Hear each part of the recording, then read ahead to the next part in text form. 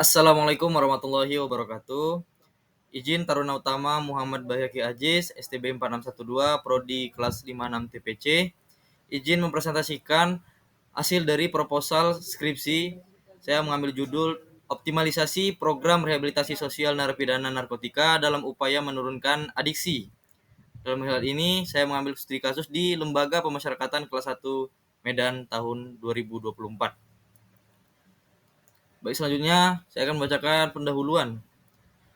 Yang pertama adalah latar belakang.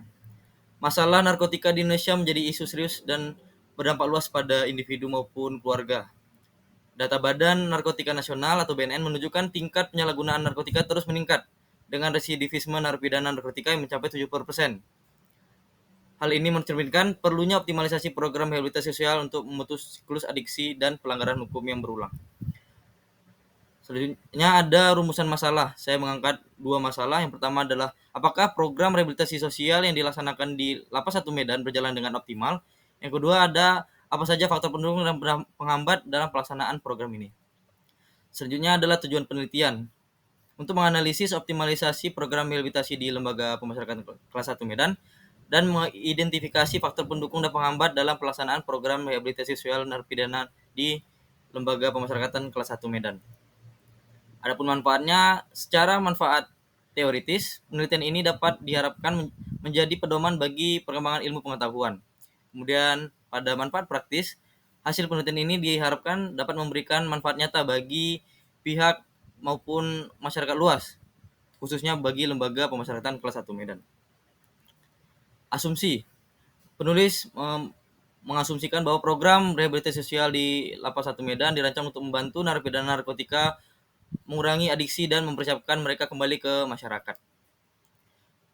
Selanjutnya bab 2, yaitu tinjauan pustaka.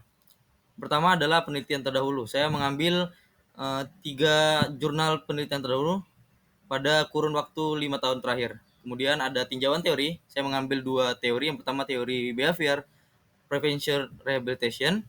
Yang kedua ada teori integrasi sosial. Kemudian ada definisi operasional, di mana definisi operasional itu ada 4 poin yang saya ambil. Yang pertama optimalisasi, yang kedua rehabilitasi sosial, ketiga narkotika, dan terakhir adalah adiksi. Langsung masuk ke bab 3 tentang metodologi penelitian. Yang pertama adalah pengertian dan pemahaman metode penelitian kualitatif. Pada penelitian ini digunakan penelitian jenis deskriptif kualitatif. Deskriptif kualitatif difokuskan untuk menjawab pertanyaan penelitian terkait dengan pertanyaan siapa, apa, di mana, dan bagaimana suatu peristiwa atau pengalaman terjadi, hingga akhirnya dikaji secara mendalam untuk menemukan pola-pola yang muncul pada peristiwa tersebut. Selanjutnya ada desain penelitian. Penelitian diterapkan untuk membangun berdasarkan penjelasan yang dikemukakan oleh Creswell 2016. Penelitian dengan menggunakan metode ini lebih meningkatkan dan memahami dari sisi individu maupun kelompok yang bersumber dari pemeriksaan sosial yang kemudian ditarik kesimpulan berdasarkan pengamatan. Selanjutnya ada sumber data. Saya mengambil 2 data. Yang pertama ada data primer diperoleh melalui metode wawancara dengan narasumber, yaitu warga binaan, pemasyarakatan, dan pegawai Lembaga Pemasyarakatan kelas 1 Medan. Yang kedua ada data sekunder.